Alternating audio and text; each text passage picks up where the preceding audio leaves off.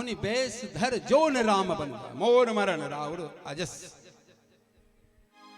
मेरा मरना निश्चित है। अब बताओ माताएं, आपके घर में ये समस्या आ जाए तो पहले किसको मरना चाहिए?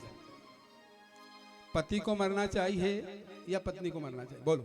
ये रामचरितमानस सिखाती। केवल मैं आपके सामने राधे श्याम की चौपाई गाता रहूं, ये रामचरितमानस की चौपाई गाता रहूं और आपके कुछ पल्ले नहीं पड़े, जीवन में कुछ उतरने को नहीं मिले, तो वो चौपाई भी बेकार है, व्यर्थ है। रामचरितमानस का एक एक अक्षर। किसको मरना चाहिए? बोलो। हमारी बहन कह रही है महाराज पति को मरना चाहिए। नहीं है? तो तेरी तो अभी शादी नहीं हुई। निज अनुभव में कहूं खगेसा, मिटहि न जीवन केरी कलेसा। निज अनुभव मैं कहूं खगेसा, मिटहि न जीवन केरी कलेसा। अगर अनुभव वाली माता जिनके मांग में सिंदूर भरा है वो बताओ किसका मरना अच्छा है? तो मेरे भारत की मेरी माताएं, सती सावित्री यही कहेगी कि महाराज मैं सुहागवती जाऊं, इसीलिए तो मैं पूजा करती हूँ, पाठ करती हूँ, दान करती हूँ, पुण्य करती हूँ, तीर्थ करती हूँ, व्रत करती हूँ, नियम करती हूँ, संयम करती हूँ, अर्चना करती हूँ, वंदना करती हूँ, दास्यम सख निवेदन करती हूँ कि मेरा सुहाग अमर रहे। जिस दिन मैं अपने पिता के घर से डोली में बैठकर अपने पति के घर आऊं,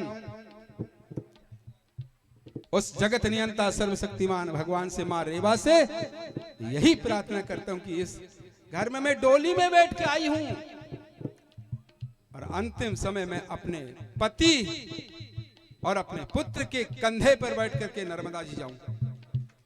कंधे पे 4 आदमी जब ले आते हैं, राम नाम सत्य है, सत्य बोलो गत्य है, तो इसलिए आप दान करती है, व्रत करती है। आहा, कड़वा चौथ आती है तो रात तक भूखी रहती है, सारा दिन पानी भी नहीं पीती है, और जब चंद्रमा भगवान आते हैं और चालनी में से फिर उसका दर्शन करती है, फिर अपने पति का मुख देखती है कि मेरा सुहाग अमर रहना चाहिए।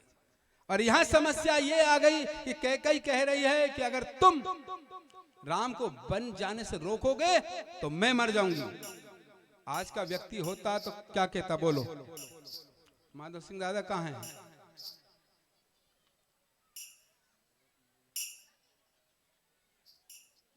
अच्छा, उदय सिंह जी कहां हैं? अच्छा, हमारे कैलाश पर्वत जी बता दे। आज का व्यक्ति कलयुग का यही कहेगा तू मर जा, मैं दूसरी ले आऊंगा। मेरे पास जमीन है, जायदाद है, धन है, ऐश्वर्य है, संपत्ति है, जब मर जा। धमकी दे रही, जब देखो मैं मर जाऊंगी, मैं मर चल जाऊंगा, मैं जहर खा लूंगा, मैं कुआं में कूद जाऊंगा, मैं नदी में कूद जाऊंगा, मैं नर्मदा में कूद जाऊंगा, फांसी लगा लूंगा, जब मर जा दूसरी ले आऊंगा। पर महाराज दशरथ ने ये नहीं बोला। अरे तुम्हारी तो भैया एक एक है। ये रामचरितमानस की चौपाई हमें ज्ञान देती है। तुम्हारी तो एक एक है धर्म पत्नियां, और होना चाहिए।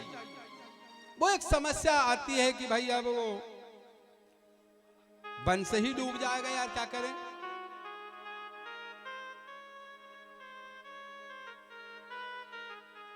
भाई होन, ओ मेरी माताओं बहन, ये हमारी नुक्ति और हमारे उसमें डाले, हमारे फूल हमारे भगवान को डालो, कृपा करके थोड़ा बैठ जाओ, फिर है ना कर लेना, आपको नहीं रोकेंगे।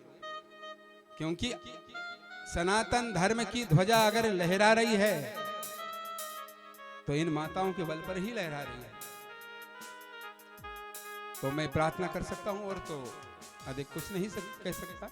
रुक जाओ, क्योंकि डिस्टर्ब होता है। आपकी भावना की मैं कदर करता हूँ, सम्मान करता हूँ, साधुवाद देता हूँ। रुक जाओ, हैं फिर कर लेना। अभी चलेगा कार्यक्रम, चलेगा 4 बजे तक, चिंता मत करो। बैठ जाओ। हैं महाराज दशरथ ने ये नहीं कहा, जिनकी 3 रानियां, वैसे और ग्रंथों में तो कहते हैं कि महाराज की कई रानियां थी, पर 3 का विशेष वर्णन आता है, गोस्वामी जी ने भी कहा करा है। माता कौशल्या, माता कैकेयी और सुमित्रा, 3 महारानी। दशरथ जी यह कह सकते थे